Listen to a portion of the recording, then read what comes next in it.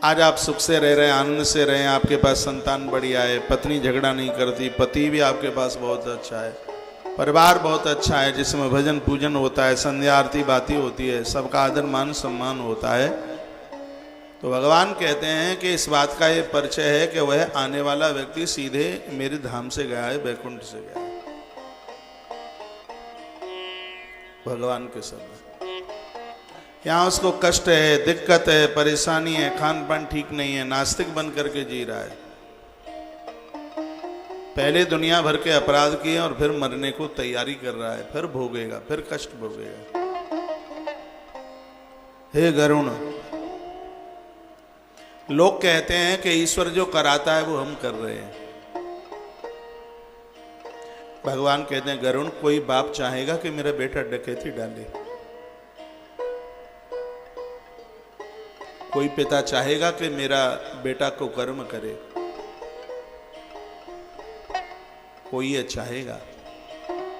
लोग मुझे तो बदनाम करते हैं, मैं नहीं चाहता कि मेरी संतान, मेरी औलाद गलत करे, लेकिन पूर्व के किए गए कर्मों के द्वारा ही वो शुभ और अशुभ करता है। मैं उससे कुछ नहीं कराता। भगवान के शब्द है, जो वह कर रहा है, हां मैं देख रहा हूं, मैं साक्षी हूं, मैं उसका दृष्टा हूं, लेकिन ये भोग रहा है अपने कर्मों के अनुसार। पूर्व में मैंने कभी शायद आपके बीच में निवेदन किया होगा, क्या भगवान कृष्ण चाहते थे कि द्रौपदी की साड़ी खींचे? क्या भगवान चाहते थे कि युद्ध में मेरा भांजा मारा जाए? क्या प्रभु चाहते थे? कभी नहीं हो सकता। क्या भगवान चाहते थे कि मेरे अनुज को शक्ति लगे, बाण लगे? क्या भगवान ने चाहा था कि मेरे पिता की मौत हो जाए? कौन बेटा ऐसा चाहेगा कि मेरा पिता दुनिया छोड़ के चला जाए? वो तो ईश्वर है, राम परमात्मा है। क्या उसने चाहा होगा कि महाराज दशरथ की मृत्यु हो जाए? लेकिन फिर भी वो मौत को प्राप्त हुए। इसमें राम क्या कर सकते हैं? ये तो जो कुछ कर्म है वो राजा दशरथ का ही है। उसमें राजा दशरथ यदि किसी श्रवण की छाती में बाण मारे तो भले ही ईश्वर उसका बेटा बन करके क्यों ना आ जाए, कर्म से मुक्त नहीं कर पाएगा, मरना पड़ेगा। ये कथाएं हमें और आपको बहुत सावधान करती हैं।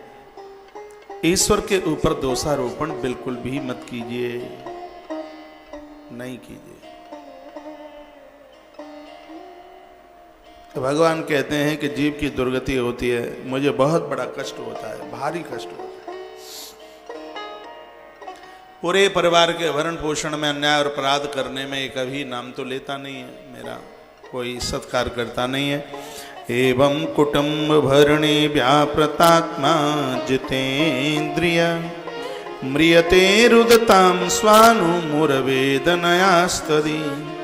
आजीवन कुटुंब के भरण पोषण में आसक्त रहने वाला, जिसकी इंद्रियां बिगड़ी हुई हैं, ऐसा मनुष्य अंत में तीव्र वेदना से, बहुत कष्टों के साथ अपने रोते बिलखते बांधवों के बीच में ही मौत को प्राप्त हो जाता है। ये तुम्हारे सब होते तो तुमको मरने से बचा लेते। तो भगवान कहते हैं वो सब डकराते रहते हैं, वो सब रोते रहते हैं। जिस परिवार के लिए जीवन पर्यंत तक करता रहा और सबके बीच में हे गरुण वह मौत को प्राप्त हो जाता है।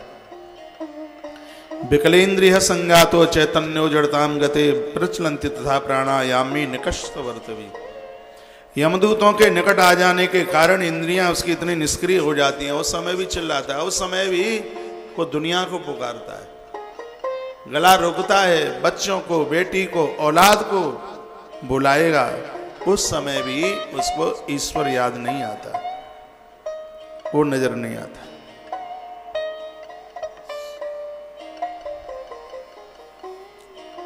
कल आप सुन रहे थे कि जब इसके प्राण निकलते हैं, भवंती प्रेत रूपास्ते पिंडदाना विवर्जता, जो एक दो दिन में सब पिंड बुंड करा गुरु करके और सब निपटारा कर देते हैं, आफत कटी, ये ठीक है। जो इस गरुण पुराण में लिखा है ज्येष्ठ बेटा जिसने माता पिता का अंतिम संस्कार किया है, 13 दिन के लिए न दुकान पर जाए, न नौकरी पर जाए, छुट्टी ले ले 13 दिन की। जिसने दाह संस्कार किया है वो घर पर रहे, उठावनी में बैठने में जितने भी लोग आते हैं सबको वो मिले।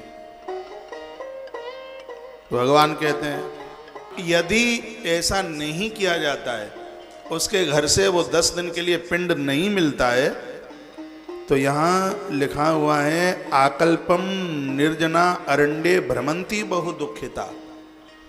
तो हमारे घर से जिसकी मृत्यु हुई है वो भयंकर प्रेत बनकर निर्जन वन में भटकता है, उसको कहीं पानी भी पीने को नहीं मिलता, वो तड़पता है, वो चीखता है, उसको बहुत दिक्कत होती है, उसको बहुत कष्ट होता है उससे।